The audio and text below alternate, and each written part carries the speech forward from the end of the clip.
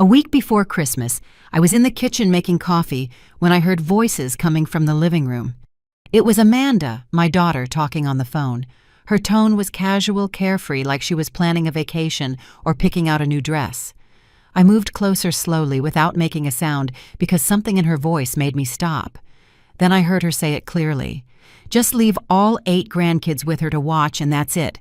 She has nothing else to do anyway. We'll go to the hotel and enjoy ourselves in peace."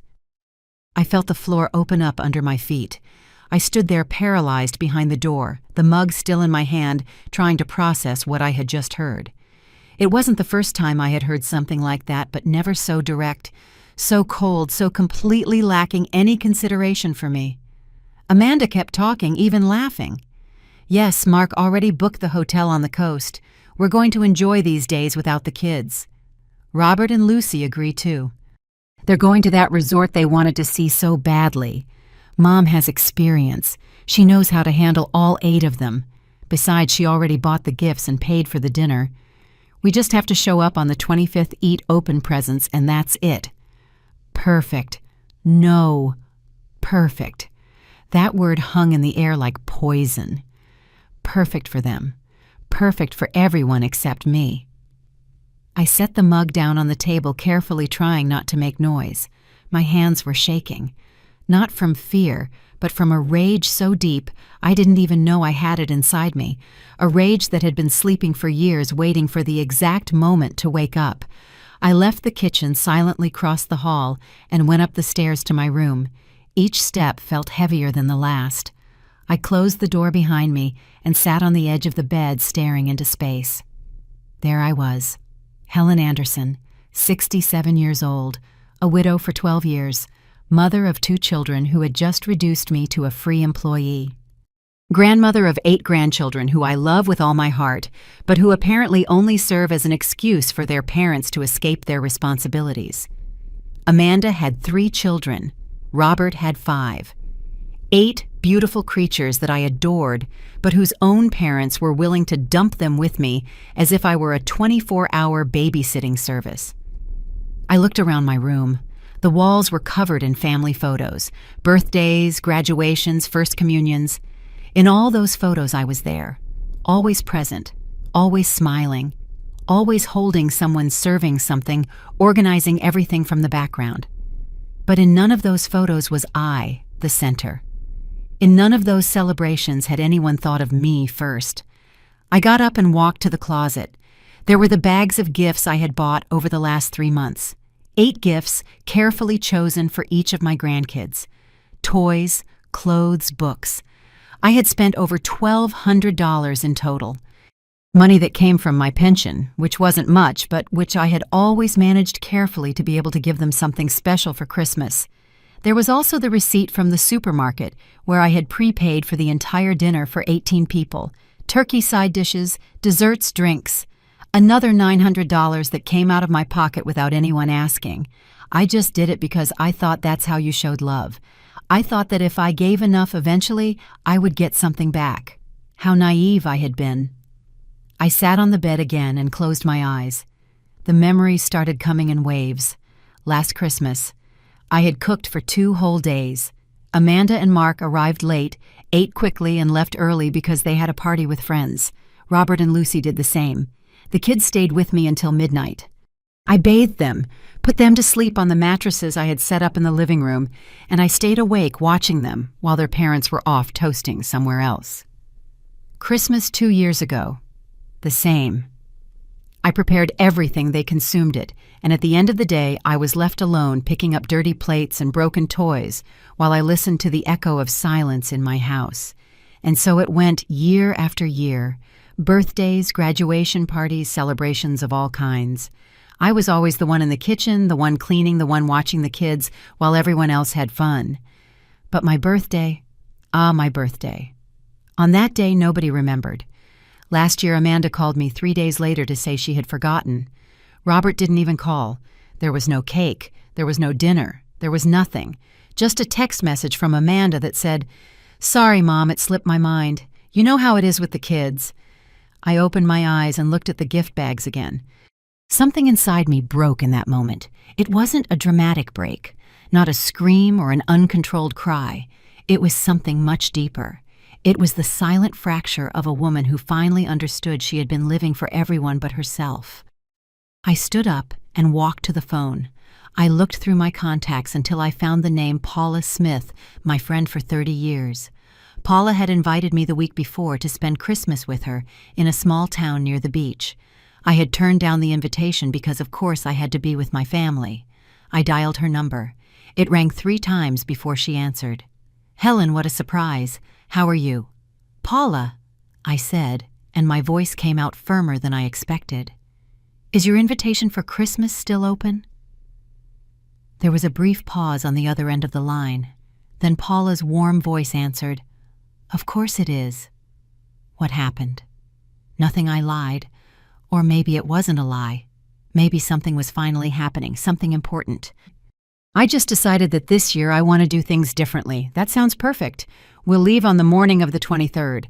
I was planning to go to that little town on the coast where everything is quiet. No pressure, just rest and the ocean. That sounds exactly like what I need. We hung up, and I stared at the phone in my hand.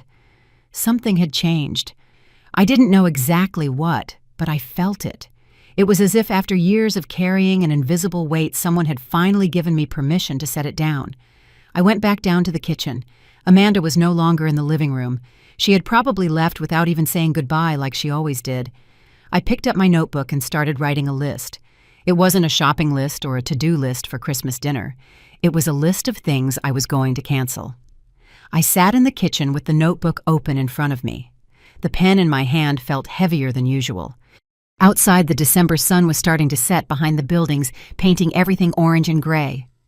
Inside me, something dark was also beginning to move. I wrote the first line. Cancel supermarket order. $900 that would go back into my account.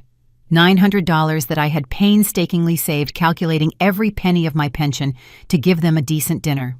A dinner they wouldn't even appreciate. I wrote the second line. Return gifts. $1,200 more.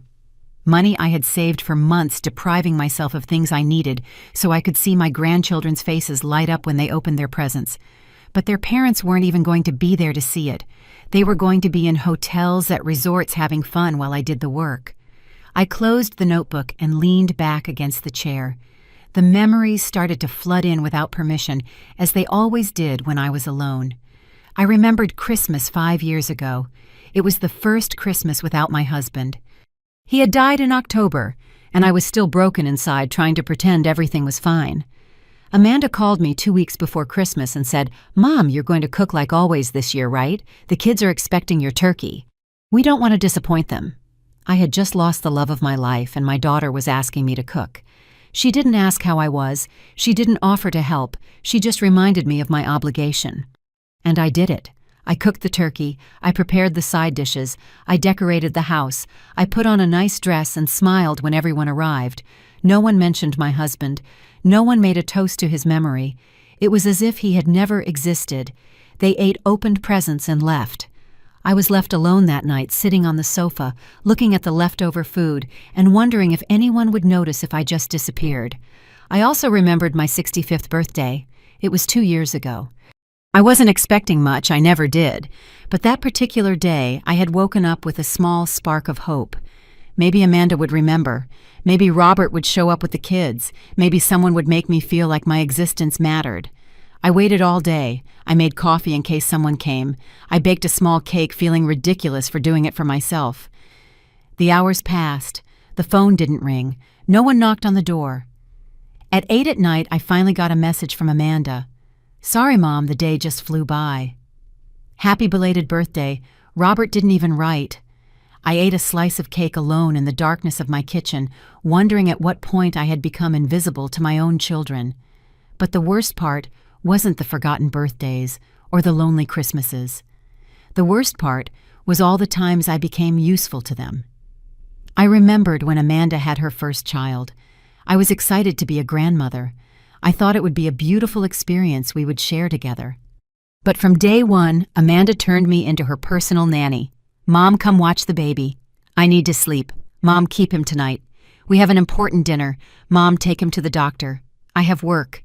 It was never, Mom, thank you. It was never, Mom, how are you? It was always, Mom, I need you to do this, and I did it. Of course I did, because I thought that's how it worked. I thought that if I made myself indispensable, if I solved all their problems, eventually they would see me. They would value me. They would love me the way I needed to be loved. But it didn't work like that. The more I gave, the more they asked. The more I did, the more they expected.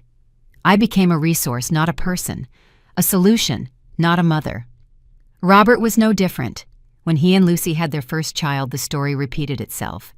Midnight calls because the baby wouldn't stop crying and they didn't know what to do. Entire weekends watching the kids because they needed time for themselves. They never paid me. They never truly thanked me. They just assumed I would always be there available with no life of my own, no needs of my own. And the saddest part is that I let it happen. I trained my children to treat me this way. Every time I said yes when I wanted to say no. Every time I smiled when I was breaking inside. Every time I swallowed my pain so I wouldn't make anyone uncomfortable. I built this prison. I forged the chains myself. I got up from the chair and walked to the window. Outside, the neighbors' Christmas lights were starting to turn on, bright colors trying to cheer up the winter darkness. But inside me, there was only gray. I thought about all the Christmases before, all the times I had decorated this house alone, all the trees I had put up without help, all the dinners I had prepared while my children arrived late or didn't arrive at all. I thought about last year when Amanda asked me to watch her 3 kids for 4 days because she and Mark were going on an anniversary trip. I agreed, of course. The kids got sick during those days, high fevers, vomiting.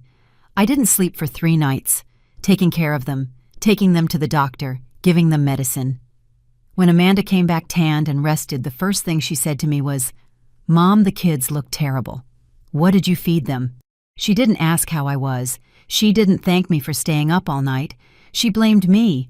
And I said nothing. I just lowered my head and apologized.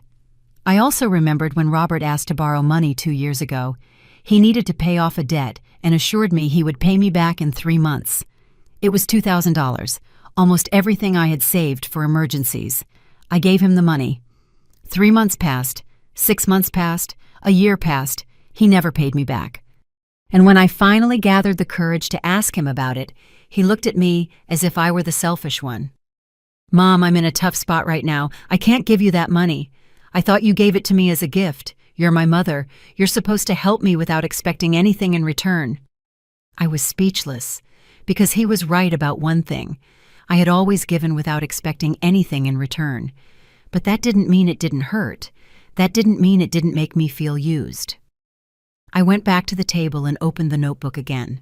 I started writing a different list. It wasn't a list of things to cancel. It was a list of all the times I had been invisible. My 63rd birthday. No one came. Mother's Day last year. I got a generic text message. Christmas 3 years ago. I cooked for 15 people. No one stayed to help me clean. The time I was in the hospital for an infection, Amanda said she couldn't visit because she had yoga. When I sold my mother's jewelry to help Robert with his business, he never thanked me. The list grew, page after page, years and years of moments when I had been treated as secondary, as someone whose existence only mattered when it was convenient for others. When I finished writing, I looked at the pages full of black ink and realized something. I had ceased to exist for them a long time ago. I had become a function, a service. I was no longer Helen. I was no longer the woman who had dreams, desires, needs. I was just Mom, the problem solver, Grandma, the caregiver, her the one who is always available. I closed the notebook forcefully. The sound echoed in the empty kitchen. Something inside me hardened in that moment. It wasn't hate. It wasn't revenge. It was something much simpler and more powerful. It was the decision to never disappear again. I couldn't sleep that night. I lay awake staring at the ceiling, listening to the silence of the house. A silence I knew all too well, the same silence that had been my companion for the last 12 years, ever since my husband died and left me alone in this world. But I wasn't really alone, was I? I had 2 children. I had 8 grandchildren. I had a family. Or at least that's what I believed. What I had believed for so long. I got out of bed around 3 in the morning and went down to the living room. I turned on a small lamp and sat on the sofa. In front of me on the wall was the large family portrait we had taken 4 years ago. We were all there. Amanda with Mark and their 3 kids, Robert with Lucy and their 5 kids, and me in the center smiling. But as I looked at that photo, something hit me with brutal force. I wasn't really in the center. I was in the back, almost hidden behind everyone, as if the photographer had decided my presence wasn't important enough to highlight. I got closer to the photo and looked at it more carefully. Amanda was at the front, perfectly made up with a radiant smile. Robert was next to her, with that confident look he always had. The children, beautiful, full of life. Mark and Lucy posing as if they were in a magazine. And me. I was back there, small, blurry, almost invisible. I remembered the day we took that photo. It had been Amanda's idea. "Mom, we need a professional family photo, something we can frame and put in the living room." I had been excited. I thought there would finally be a memory where we would all be together united. But when we got to the studio, the photographer started arranging everyone. He put Amanda and Robert in the front. He arranged the grandchildren around them. He placed Mark and Lucy in strategic positions, and then he looked at me and said, "You stand in the back, ma'am. That way you don't block anyone." I obeyed. Like I always did. I stood in the back. I didn't block anyone. I let everyone else shine while I stayed in the shadows. Amanda reviewed the photos and was thrilled. "It looks beautiful, Mom. You look perfect back there, perfect back there." Those words now burned me like acid. I moved away from the portrait and walked to the other side of the living room where there was a small shelf with more photos. Photos of birthdays, graduations, parties. I started to look at them one by one. In the photo of Amanda's graduation, I wasn't there. She had told me there were only tickets for her husband and kids. "You understand, Mom, space is limited." I understood. I always understood. In the photo of Robert's first child's baptism, I was cut in half. Someone had decided the important part of the photo was the baby and the parents. My face was split by the edge of the frame. In the Christmas photo from 3 years ago, I was in the kitchen serving food. I wasn't at the table with them. I wasn't making a toast. I was working. Like always, I kept looking, photo after photo. And in all of them, it was the same. I was absent, cut off blurry, or simply in the background doing something useful. I was never the center. I was never the protagonist. I was always the accessory. I sat on the sofa again with an old album in my hands. It was an album from when my children were little. Photos of when Amanda was 5 and Robert was 7. Photos of birthdays, of beach vacations, of afternoons in the park. In all those photos I was present, smiling, hugging them, kissing them, being their mom. At what point did I stop being their mom and become their servant? I remembered a specific moment. Amanda was 16. She had come home from school furious because a friend had betrayed her. I was cooking, but I dropped everything to listen to her. I sat with her for 2 hours, drying her tears, giving her advice, making her laugh. At the end, she hugged me and said, "Thanks, Mom. You're the best. You're always there when I need you. You're always there when I need you." That phrase had been a blessing then. Now I saw it as a curse because I realized that's exactly what I was to them. Someone who was there when they needed me. Not someone who existed on her own. Not someone with her own needs. Just someone available to solve their problems. And with Robert, it had been the same. I remembered when he was 20 and going through a tough breakup. He came to my house in the middle of the night crying. I stayed up with him all night. I made him tea. I hugged him. I told him everything was going to be okay. He told me, "I don't know what I'd do without you, Mom. You always know how to fix things. You always know how to fix things." Another curse disguised as a compliment. Because that's what I did. I fixed things. I solved problems. I was available. And somewhere along the way, I stopped being a person and became a tool. I closed the album and set it aside. My hands were shaking not from cold, but from contained rage. I remembered Mother's Day last year, that day that's supposed to be for honoring mothers, to make them feel special, to thank them for everything they've done. Amanda sent me a text message at 11 in the morning. "Happy Mother's Day, Mom. We love you so much," with a heart emoji at the end. That was it. A generic message she probably sent from her bed without even thinking about it. Robert called me at 3 in the afternoon. "Hi, Mom. Happy Mother's Day. Hey, can you watch the kids next weekend? Lucy and I need to go out." Not even on Mother's Day could I just be the mother. I still had to be the nanny. I told them yes, like always. And I spent that day alone cooking for myself, pretending I didn't care. But I did care. God, how I cared. I got up from the sofa and walked to the window. Outside, the street was empty. The neighbors' Christmas lights were still on, twinkling in the darkness. Green, red, gold, colors that promised joy, colors that lied. I thought about all the times I had put up those same lights in my house, all the times I had decorated the tree alone, all the times I had tried to create a warm, welcoming atmosphere for my family. And what had I gotten in return? Nothing. Absolutely nothing. I remembered the year I got sick. It was 3 years ago, a bad pneumonia that left me in bed for 2 weeks. The doctor told me I needed complete rest and that someone should take care of me. I called Amanda. "Mom, I can't. The kids have activities and Mark is busy with work, but I can send you some soup. How does that sound?" She never sent the soup. I called Robert. "Mom, this week is complicated. Lucy has an important event and I have meetings, but I'll call you later." Okay. He didn't call. I spent those 2 weeks alone, dragging myself to the kitchen to make myself something to eat, taking medicine with shaking hands, sleeping in a sweat and fever with no one to put a cold cloth on my forehead. And when I finally recovered and was available for them again, no one asked how I had been. They just went back to calling when they needed something. "Mom, can you watch the kids? Mom, can you lend me money? Mom, I need you to come help me with this." Always needing, never giving. I moved away from the window and went back to the sofa. I picked up my phone and opened the photo gallery. I started looking at recent photos that Amanda and Robert posted on their social media.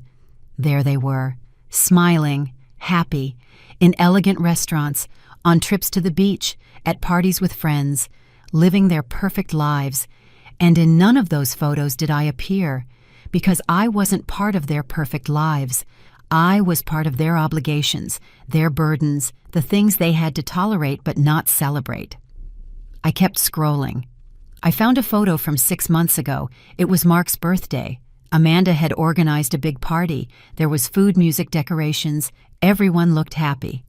I wasn't invited. I found out about the party days later when I saw the photos online.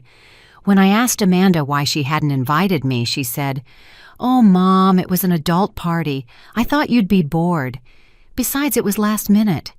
Last minute. It had been planned for weeks. But I wasn't invited, because I wasn't part of their social circle. I was just the one who watched their kids when they wanted to go out. The tears started to fall. They weren't tears of sadness. They were tears of rage, of frustration, of years and years of feeling small, invisible, insignificant.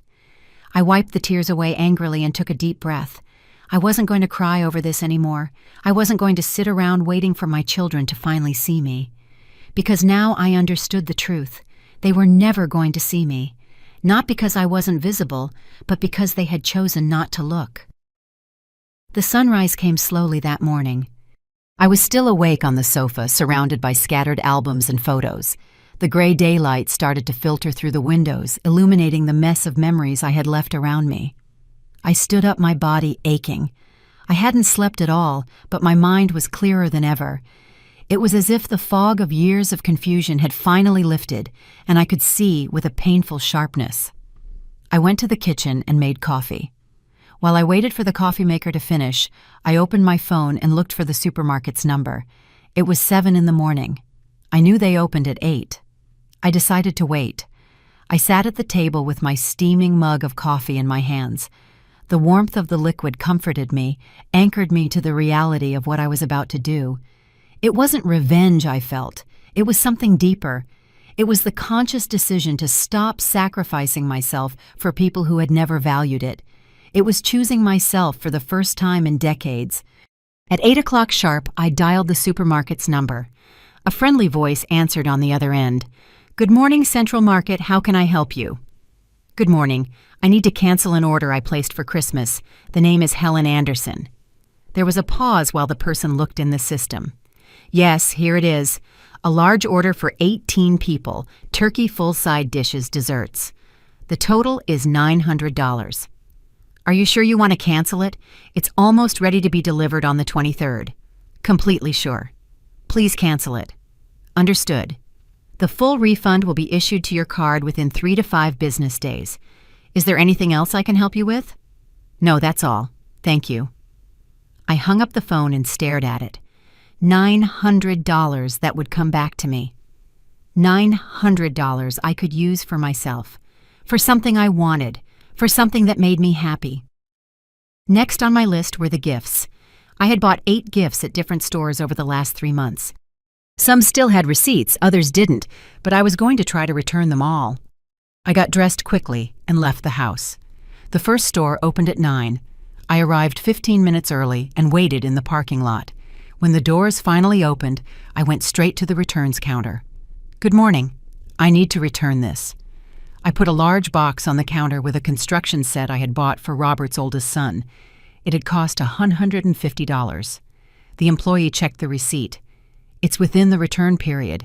Any problem with the product, no. I just changed my mind. Understood.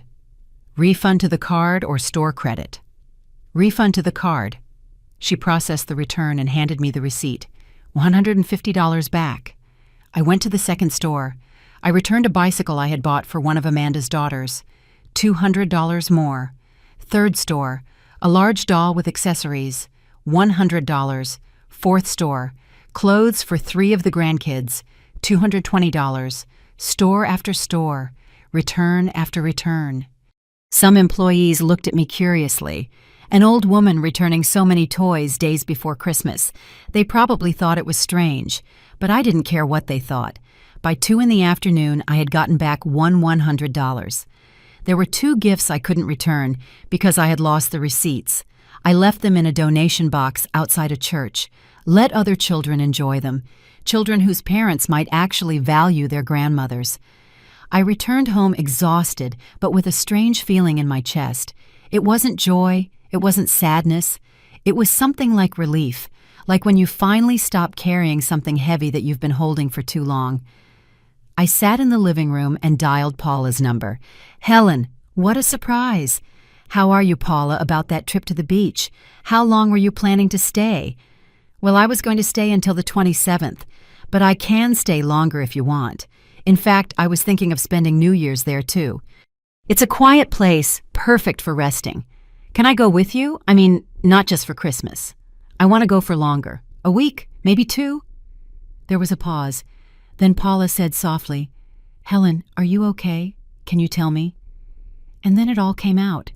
I told her about the conversation I had overheard, about Amanda and Robert planning to leave me with all 8 kids while they went on vacation, about all the years of being invisible, about the forgotten birthdays and lonely Christmases, about feeling used and discarded. Paula listened in silence.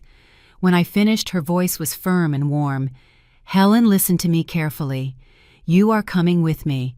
We leave on the morning of the 23rd, and we don't come back until you want to. We're going to spend Christmas and New Year's at the beach, eating well, resting with no pressure from anyone. And if anyone calls you, you don't answer. Do you hear me? You don't answer. But the kids have parents, and those parents can take care of them for once in their lives. You are not responsible for solving the problems they created for themselves. She was right. Of course she was right. But decades of conditioning don't disappear with one conversation. I'm scared, Paula, scared of what they'll say, of what they'll think. And what about what you think, about what you feel? Helen, you've spent your whole life worrying about what others feel. It's time someone worried about you, and if no one else is going to do it, then you do it yourself. We hung up after agreeing on the details of the trip. Paula would pick me up on the 23rd at 8 in the morning. We would only bring what was necessary. Comfortable clothes, swimsuits, books. No stress, no obligations. The next few days were strange. Amanda called twice to confirm that everything was ready for Christmas. I answered evasively. Yes, Amanda, Everything is under control. I wasn't exactly lying. Everything was under control. My control, not hers. Robert sent a message. Mom, we're dropping the kids off with you on the 24th at 10 a.m. We'll be back on the 26th at night. Thanks for doing this. I didn't reply. I just left the message on read. On the night of December 22nd, I started to pack. I took a small suitcase out of the closet and put it on the bed. I didn't need much. A pair of comfortable pants, light blouses, sandals, my swimsuit that I hadn't worn in years. While I was packing, the doorbell rang. It was late, almost 9 at night. I went downstairs puzzled and opened the door. It was Amanda. She had a bag in her hand and a forced smile on her face. Hi, Mom. I brought you this. She held out the bag. Inside were packages of cookies and juice boxes. For the kids. You know how they like their snacks. She didn't invite herself in. She didn't even ask how I was. She just handed me the bag like someone delivering a package. Amanda, I said in a calm voice, I need to tell you something. She glanced at her watch. Mom, I'm in a hurry. Mark is waiting for me in the car. It can be quick. I looked at my daughter. I really looked at her. I saw the woman she had become, successful, confident, well-dressed, but I also saw her for what she was, someone who had learned to use people without even realizing she was doing it. I'm not going to be here for Christmas.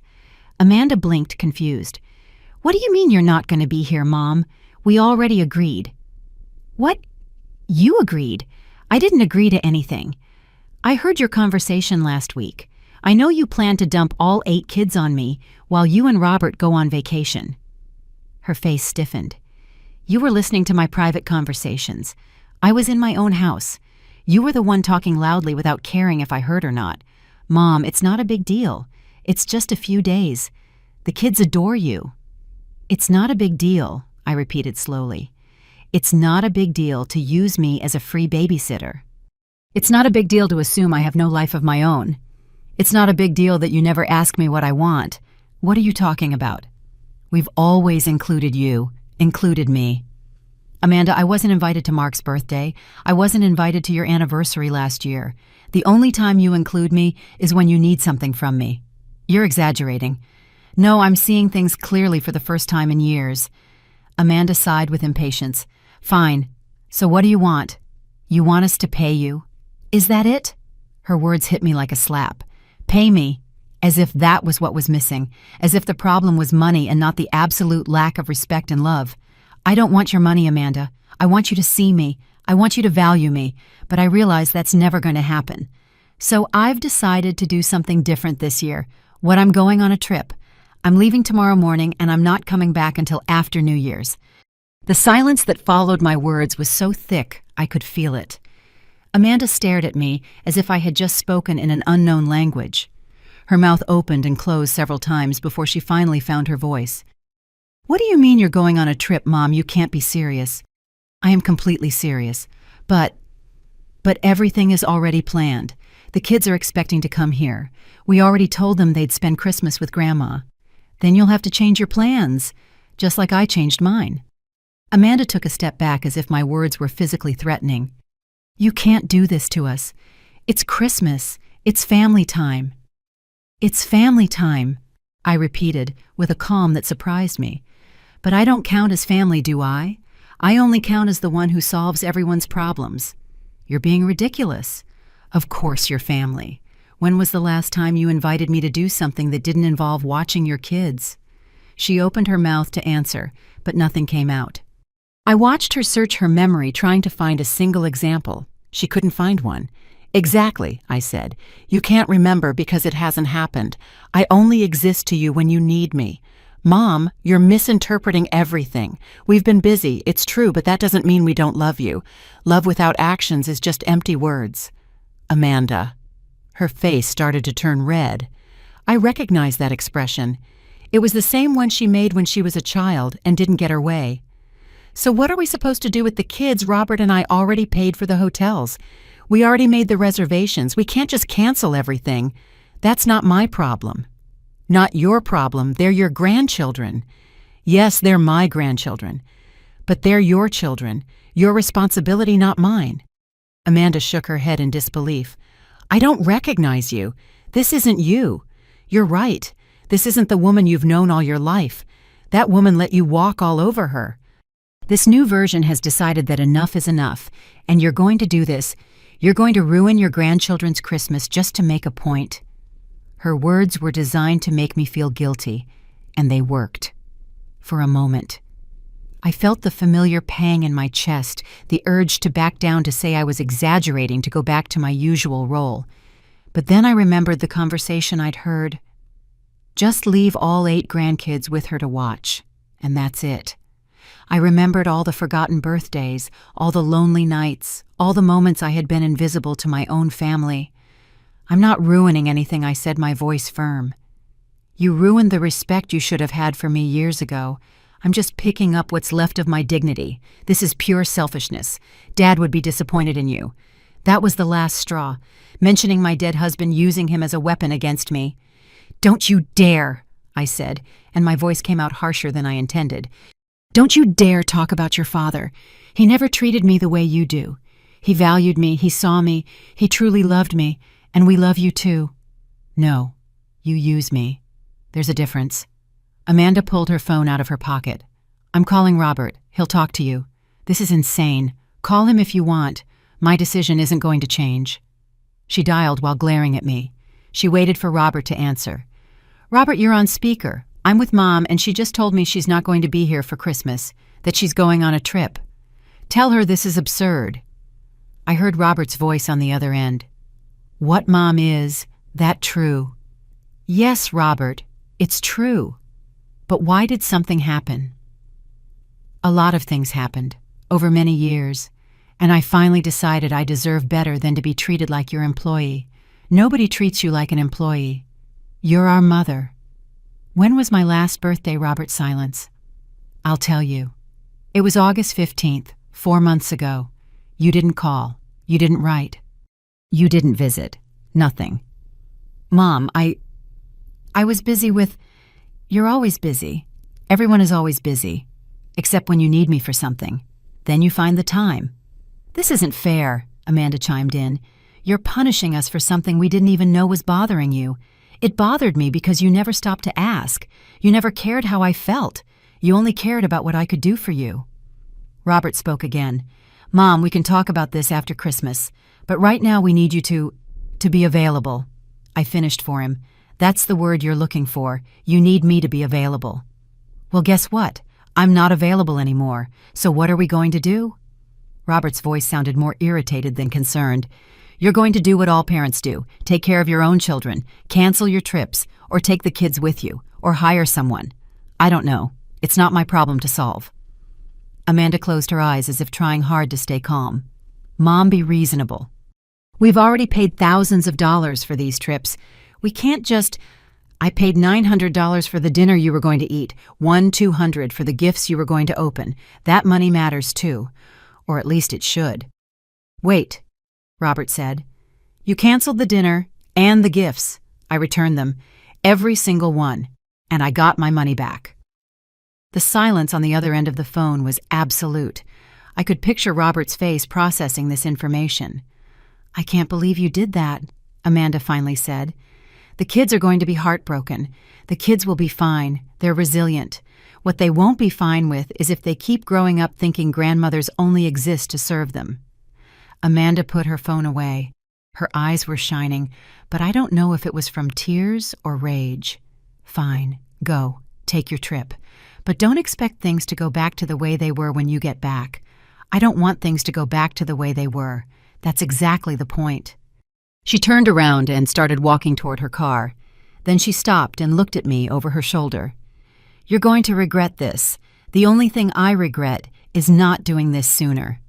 I watched her get into the car where Mark was waiting. Even from a distance, I could see her tense body language as she told him what had happened.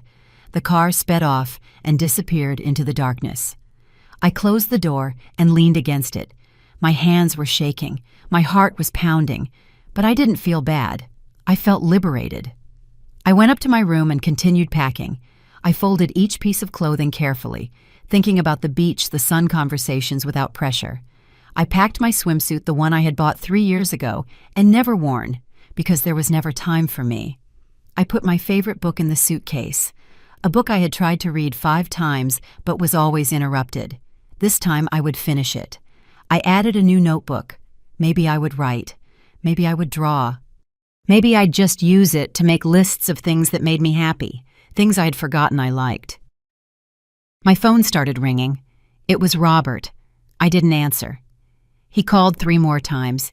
Then Amanda. Then Mark. Then Lucy. They all wanted to convince me. They all wanted me to go back to my place, the place where I was useful but invisible. I turned off the phone. The silence that followed was beautiful. I sat on the bed and looked at the half-filled suitcase. It was small. I didn't need much. I just needed room to breathe. December 23rd dawned with a clear sky. I woke up early before the sun came up with a strange feeling in my chest. It wasn't fear. It wasn't guilt. It was anticipation. Something I hadn't felt in years. I took a long shower, letting the hot water relax my tense muscles. I got dressed in comfortable clothes, some cotton pants and a light blouse. Nothing fancy. Nothing that needed ironing or coordinating. Just clothes that made me feel free. I went down to the kitchen and made coffee. As I drank it, I looked around the house. Everything was clean, tidy, empty. There were no Christmas decorations this year. No tree, no lights. It was just a house. And for the first time in a long time, that seemed like enough. At 8 o'clock sharp, the doorbell rang. Paula had arrived. I opened the door, and there she was, smiling with sunglasses on her head and an infectious energy. Ready for adventure. More than ready. I put my suitcase in the trunk of her car. It was an old but reliable car, perfect for a long trip. Paula had packed a cooler with water sodas and snacks for the road. When I got in the car and closed the door, I felt something I didn't expect. Absolute relief. As if I had just dropped a weight I had been carrying for decades. "Everything good?" Paula asked as she started the car. "Everything's perfect." We left the city behind. The streets became less congested, the buildings smaller, until finally there was only the open road in front of us. Paula put on soft music, nothing Christmas-related, just calm melodies that filled the silence without demanding attention. We didn't talk much for the first hour. I looked out the window, watching the landscape go by. Open fields, trees, small towns that appeared and disappeared. I felt like I was waking up from a long, confusing dream. "Did they call?" Paula eventually asked. "Many times." I turned off the phone. "Good job." "Paula, do you think I'm a bad person?" She glanced at me. "Why would you ask that?" "Because I left my grandkids without Christmas." "Because I canceled everything." "Because I left." Paula sighed. "Helen, tell me something. If a friend of yours told you this story, if she told you her kids use her, that they never value her, that they only look for her when they need something, what would you tell her?" I thought about it for a moment. "I'd tell her she deserves better." "Exactly. So why don't you deserve the same?" I didn't have an answer for that. Or maybe I did, but I had never allowed myself to say it out loud. I had spent so many years believing my value was in what I could give, in what I could do for others, that I had forgotten I also had the right to receive. We kept driving. We stopped once for gas and to stretch our legs. Paula bought coffee and sweetbread. We sat on a bench outside the gas station, eating in comfortable silence. "The town we're going to is small," Paula said. "There's not much to do, but that's the point. It's quiet. The people are friendly. There's a beautiful beach. And the house I rented has a terrace where you can watch the sunset. Sounds perfect. There's no internet at the house. Well, there is, but it's terrible. So you'll basically be disconnected. Even better." We arrived in town around 2 in the afternoon. It was exactly as Paula had described it.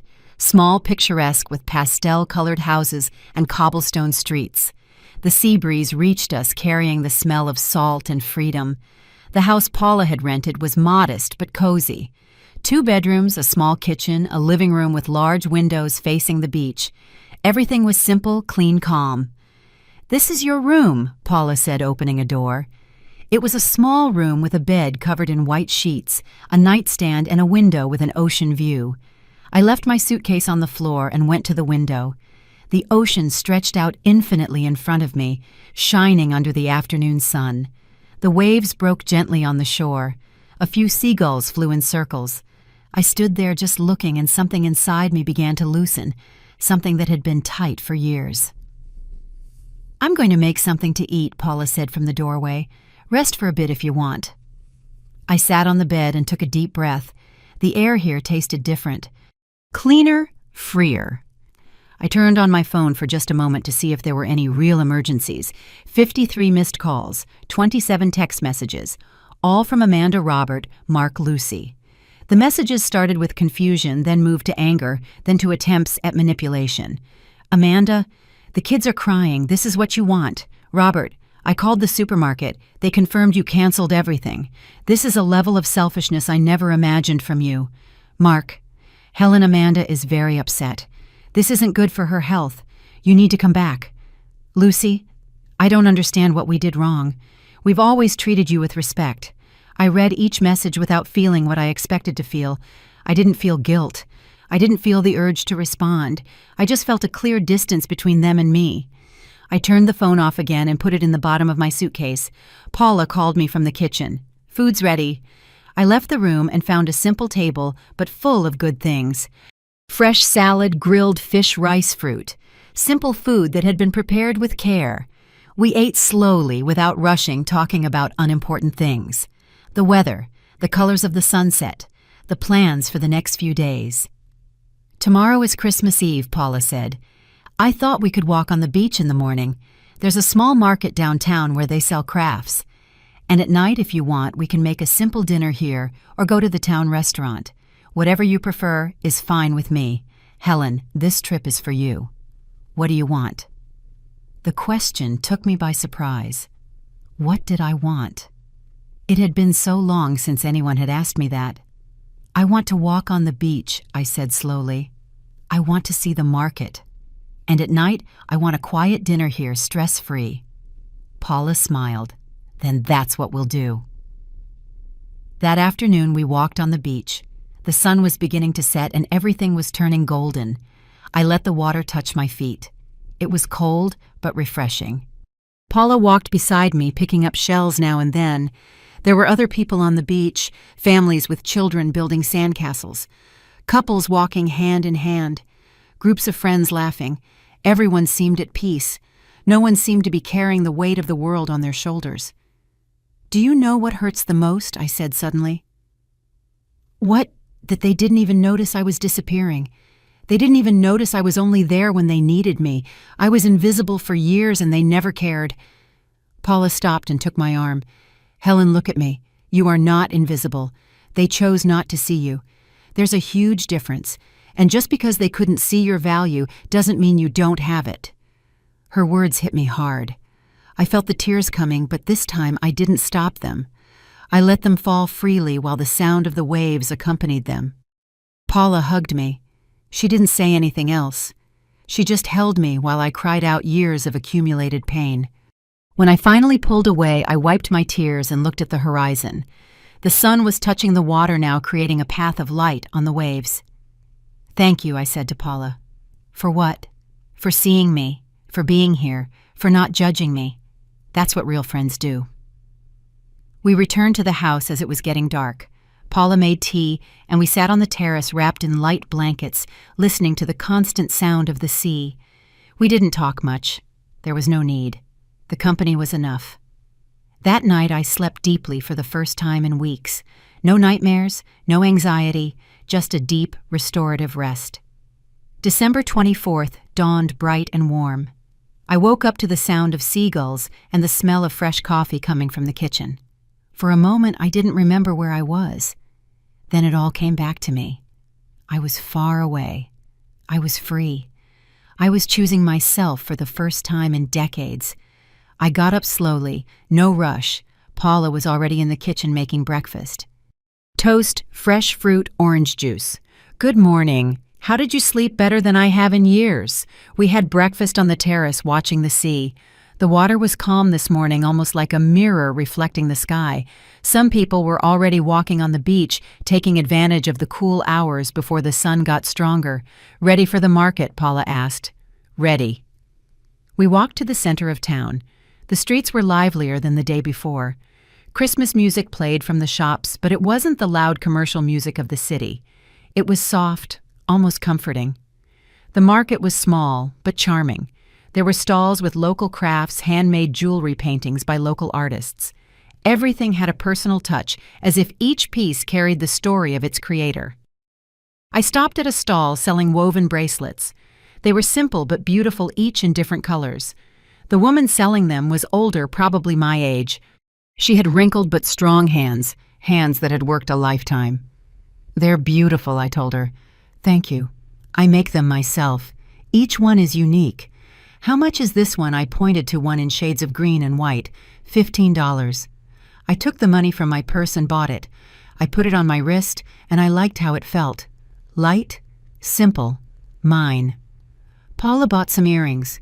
We kept walking, stopping at different stalls, no pressure, no schedule. It was the first time in years I could do something like this. Just walk, just look, just exist without anyone needing anything from me. At one of the stalls there were handmade notebooks. I remembered the notebook I had brought in my suitcase. I thought about all the things I wanted to write, all the things I had kept silent for so long. I bought a small notebook with a fabric cover. It cost $12. I'd have it as a backup for when the other one filled up with words that needed to come out. Around noon, we returned to the house. It was hot now, and we decided to spend the afternoon at the beach. Paula brought umbrellas and towels. I put on my swimsuit for the first time in 3 years. I looked at myself in the mirror before leaving. My body had aged. There were wrinkles, stretch marks, the marks of time, but it was also the body that had carried 2 children, the body that had worked tirelessly, the body that had sustained me through everything. At another time, I would have criticized myself. I would have thought about everything that was wrong. But today, I just felt gratitude.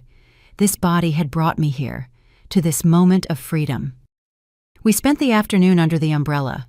Paula read a book. I just watched the sea, feeling the sun on my skin, listening to the waves. There was peace here, a peace I didn't know could exist. At some point in the afternoon, I turned on my phone briefly. More messages, more calls. Now there were also messages from numbers I didn't recognize. Probably friends of Amanda and Robert recruited to make me feel guilty. One message in particular caught my eye. It was from Amanda. We had to cancel everything. The hotels wouldn't give us our money back. Robert is furious. The kids won't stop asking about you. I hope you're happy. I read the message twice. I expected to feel something. Guilt maybe. Remorse. But all I felt was a cold clarity. This was not my responsibility. It never should have been. I replied for the first time, "I'm sorry you had to change your plans. The children have parents. It's time for you to act like it." I sent the message and turned off the phone again. Paula looked at me. "Everything okay?" "Everything is perfect." That night, instead of an elaborate dinner, we made something simple. Pasta with fresh vegetables, salad, a glass of wine. We ate on the terrace as the sun dipped below the horizon. "Merry Christmas Eve," Paula said, raising her glass. "Merry Christmas Eve," I replied. We toasted, and the sound of the glasses clinking was soft and clear. There were no fireworks, no expensive gifts, no stress, just 2 friends sharing a quiet dinner by the sea. "You know what's strangest?" I said after a while. "What?" "That I don't miss anything I left behind. I thought I'd feel bad. I thought I'd miss the kids, the traditions, all that Christmas madness. But I don't. I just feel relief. That's because you're finally where you're supposed to be, with yourself." I slept deeply again that night. I dreamed of the sea, of walking on the beach, with no destination, of having time for everything and being in a hurry for nothing. Christmas Day dawned just as beautiful. Paula and I had a late breakfast, no alarms, no obligations. Then we went for a walk on a trail that bordered the coast. The scenery was breathtaking. Rocks, wild vegetation, the sea stretching out infinitely. In the afternoon, we decided to go to the town restaurant. It was a small, family-run place. There were other people there also spending Christmas quietly. An elderly couple, a group of friends. Everyone seemed happy, relaxed. We ordered fresh fish and a bottle of white wine. The food was delicious, prepared with care and love. It wasn't an elaborate 15-course dinner. It was simple, but it had something the dinners I used to prepare never had. I could enjoy it without worrying about serving others. As we were eating, my phone started vibrating in my purse. I ignored it. It kept vibrating. Paula looked at me. "Are you going to answer no?" But the vibration continued, insistent, annoying. Finally, I took the phone out. It was Amanda calling over and over. I sighed and answered. "Yes. Mom." Her voice sounded different, controlled but tense. "We need to talk. I'm busy." "You're busy," she repeated in a tone I couldn't quite decipher. "It's Christmas Day, and you're busy." "That's right. Robert and I are coming to your house tomorrow. We need to resolve this."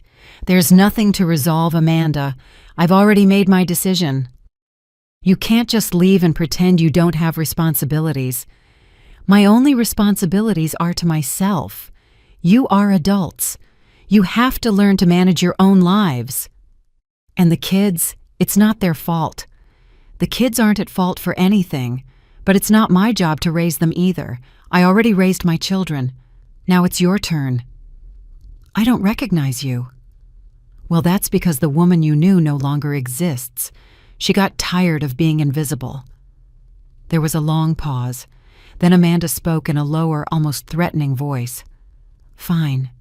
If this is what you want, perfect. But don't expect us to look for you when you get back. Don't expect us to include you in anything. You made your decision. Now live with the consequences." "I'll live with them perfectly fine." I hung up before she could respond. My hands were shaking slightly, but not from fear. From something like liberation. Paula was watching me from across the table. "How do you feel?" "Free." That night back at the house, I sat on the terrace with the notebook I had bought. I opened the first page and started to write. "Today is Christmas, and I am where I want to be. For the first time in my life, I chose my own peace over the expectations of others. And I don't regret it." I kept writing. About the years of silence, about the moments of invisibility, about learning that saying no isn't selfishness, it's self-love. I wrote until my hand ached, and when I finally closed the notebook, I felt something I hadn't felt in years. Hope. The following days passed in a calm I had never known. Paula and I got up late, had breakfast on the terrace, walked on the beach, read, talked. There were no schedules, no pressures, just time moving slowly and softly like the waves. On the afternoon of December 28th, I was reading in the living room when I heard my phone ring. I had left it on, but on silent. This time it wasn't a call. It was a message from an unknown number.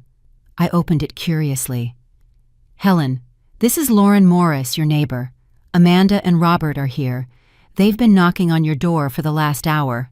I thought you should know." I read the message twice. So they had followed through on their threat. They had come looking for me. I pictured the scene. Amanda furious, banging on the door. Robert pacing back and forth impatiently. Both of them expecting me to appear to apologize to go back to my place. I replied to Lauren, "Thank you for letting me know. I'm out of town. I won't be back until after New Year's. If they come back, please don't give them any information about me." Lauren replied quickly, "Understood. Take care." I put the phone aside and went back to my book, but I couldn't concentrate. I knew this wasn't over. I knew that eventually I would have to face them. That night, as we ate dinner, I told Paula what had happened. "And what are you going to do when you get back?" she asked. "I don't know yet, but I know I'm not going back to being who I was before." "What if they don't accept that? Then they don't. I can't control how they react. I can only control how I react." Paula nodded. "You're going to be fine, Helen. You're stronger than you think." On December 29th, we decided to do something different. Paula had heard about a small art gallery in the next town over. We took the car and went to explore. The gallery was small but full of beautiful works. Paintings of local landscapes, wooden sculptures, black and white photographs, all created by artists from the region. There was one painting in particular that caught my eye. It was an older woman sitting in a wooden chair looking out at the sea. Her posture was calm, almost meditative. There was something in that image that resonated deeply with me. "It's beautiful," I told the gallery owner. "A local artist painted it. he explained. She says it represents the peace that comes after the storm. How much is it? $250. It was more than I had planned to spend. But something about that painting spoke to me. It was like seeing my own transformation reflected in oil. I'll take it. Back at the house, we hung the painting in the living room. Paula stepped back to admire it. It's perfect for you. Yes, I said. I think it is. That night I wrote more in my notebook, about the fear I had felt at first, about the guilt I expected to feel but which never came, about discovering that chosen solitude was different from imposed loneliness. On December 30th, as we were walking on the beach, my phone rang. This time it was a number I recognized. It was Mark Amanda's husband. I hesitated before answering. Then I decided it was time to face this directly. Yes. Helen, I need to talk to you. His voice was serious, almost formal. I'm listening. Amanda is devastated. You don't understand the damage you've caused. On the contrary, I understand perfectly the damage I've allowed to be caused to me for years. This isn't about you. This is about family. Family. Mark, how many times have you invited me to something that didn't involve watching your kids? How many times have you asked me how I am? How many times have you treated me as anything other than a convenient babysitter? Silence on the other end. Exactly, I continued. Never. Because for you, for Amanda, for Robert, I only exist when I'm useful. Well, guess what? I don't accept that anymore. You're the grandmother. You're supposed to be there for the kids. I am a person before I am a grandmother, and that person deserves respect. Amanda says she never wants to see you again. That's her decision. I'll be here when she's ready to treat me with dignity, but not before. You are incredibly selfish, and you are incredibly blind, but it's not my job to make you see anymore. I hung up. This time my hands weren't shaking. This time I just felt a deep calm. Paula had heard the conversation. She didn't say anything. She just hugged me.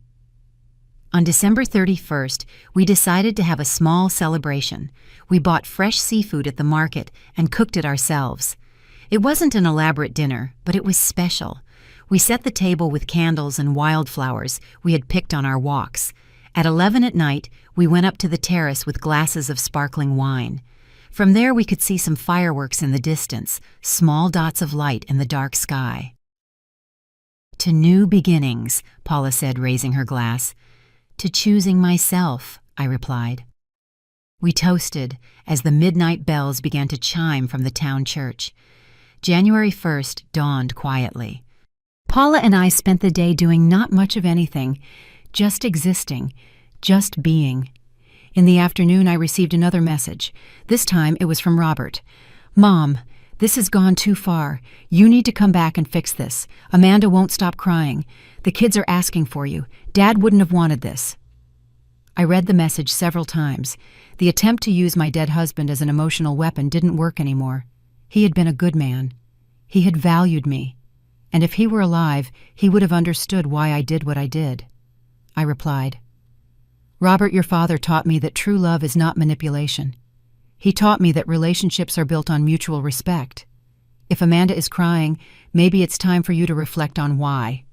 If the kids are asking for me, tell them their grandmother loves them, but that she also loves herself. I'll be back in 2 days. When I am, things are going to be different. You either accept the new Helen, or we have nothing more to talk about. I sent the message and turned off the phone.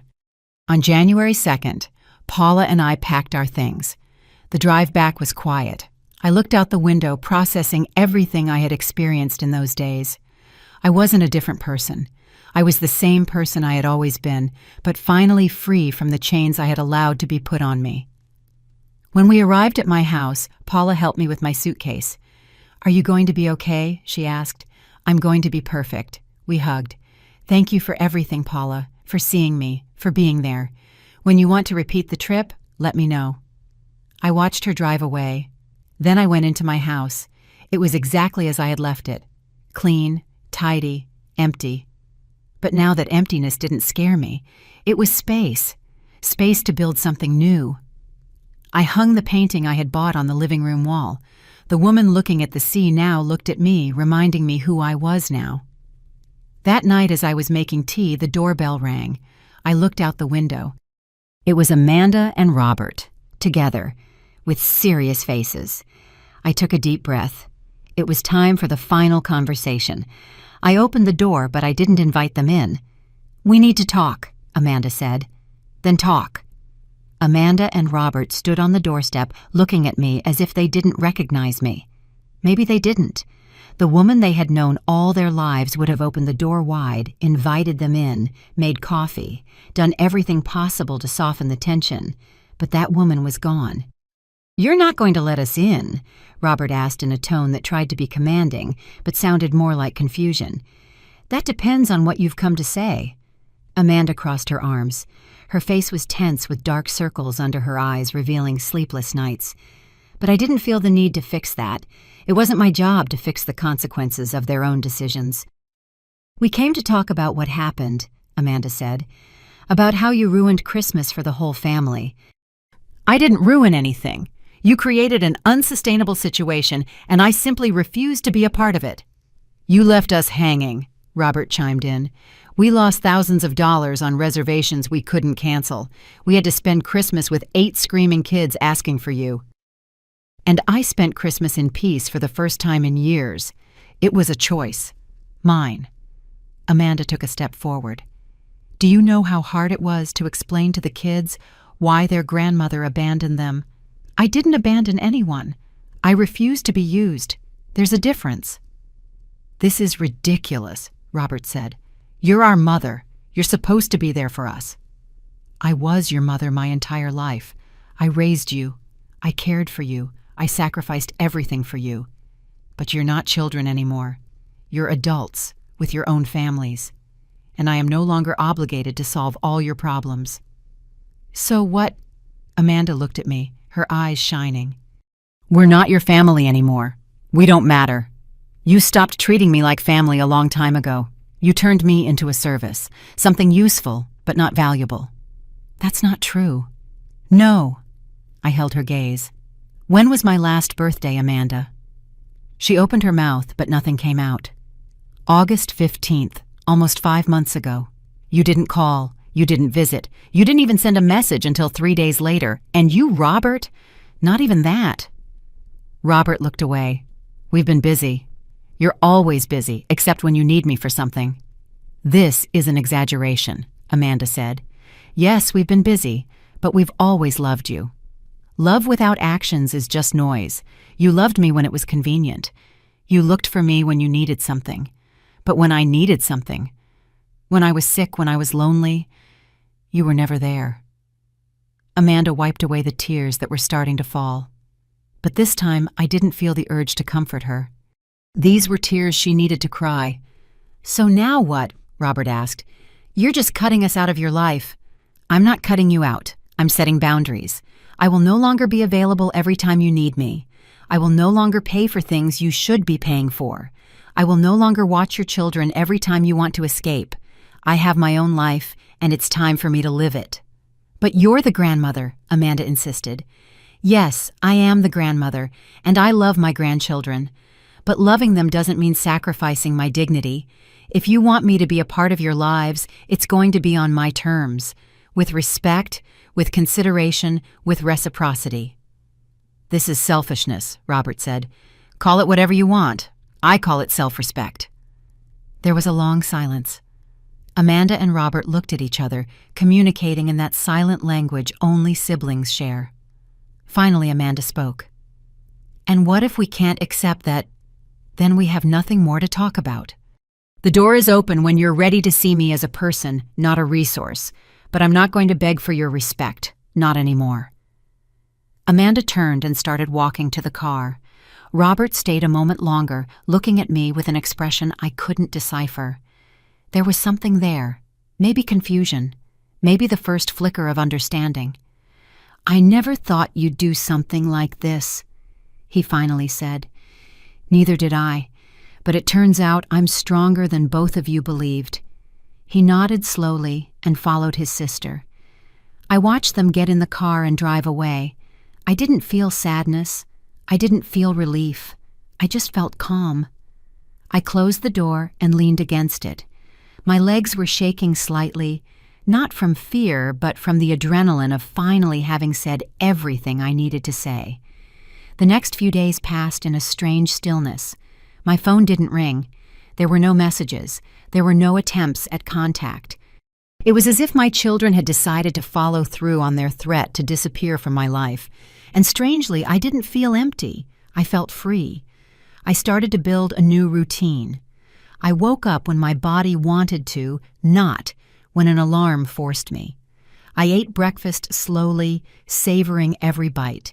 I read the books I had bought years ago, but never had time to open. I signed up for a painting class at the community center. I met other women my age, women with their own stories, their own battles, their own victories. We formed a small group. We got together on Thursdays to paint and talk. One of them, Sonia Miller, told me her own story, how her children had also used her for years, how she had finally said enough, and how after a difficult year her children had come back with a different attitude. Not all of them come back, she warned me. Some never understand.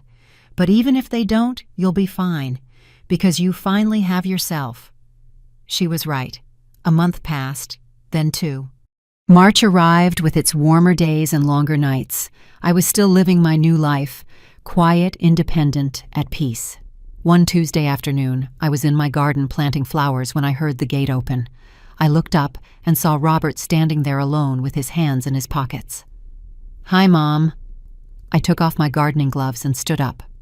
"Robert, can I come in?" I thought about it for a moment. Then I nodded. "You can come in." We went into the house. I poured him some water. We sat in the living room with the painting of the woman looking at the sea, watching over us from the wall. "Nice painting," he said. "I bought it on my trip." There was an uncomfortable silence. Finally, Robert spoke. "I've been thinking a lot about what you said, about how we treated you. And you're right." His voice broke slightly. "You're right about everything." I didn't say anything. I just waited. "Lucy and I have been talking about how we depended on you for everything, about how we never asked how you were, about how we turned you into an employee instead of treating you like our mother." He wiped his eyes. "I'm sorry, Mom. I'm truly sorry." The words I had waited years to hear finally came, but I didn't need them in the same way anymore. They no longer defined my worth. "Thank you for saying that," I replied calmly. "Do you think we can start over differently? With respect?" "That depends on you. I've already made my boundaries clear. If you're willing to respect them, we can try." He nodded. "We'll respect them, I promise." I didn't know if Amanda would eventually come around too. I didn't know if things would ever be completely normal again. But I had learned something crucial. My peace didn't depend on them changing. It depended on me staying firm in my own value. Robert left after an hour. It was a small, cautious conversation, but it was a start. That night, I sat on my terrace with a cup of tea and my notebook. I looked at the stars and thought about the journey I had taken, from that painful conversation I overheard in hiding to this moment of calm. I opened the notebook and wrote, "Today I learned that letting go isn't abandoning, it's liberating. I learned that true love doesn't demand sacrifice but mutual respect. I learned that it's never too late to choose yourself. I am 67 years old, and I finally discovered that the most important woman in my life is me." I closed the notebook and looked up at the sky. I didn't know what would come next. Maybe Amanda would come back. Maybe she wouldn't. Maybe my grandkids would grow up understanding that their grandmother was brave, or maybe they would never understand. But it didn't matter anymore, because for the first time in decades, I was whole. Not because someone else completed me, but because I had finally found myself, and that was enough.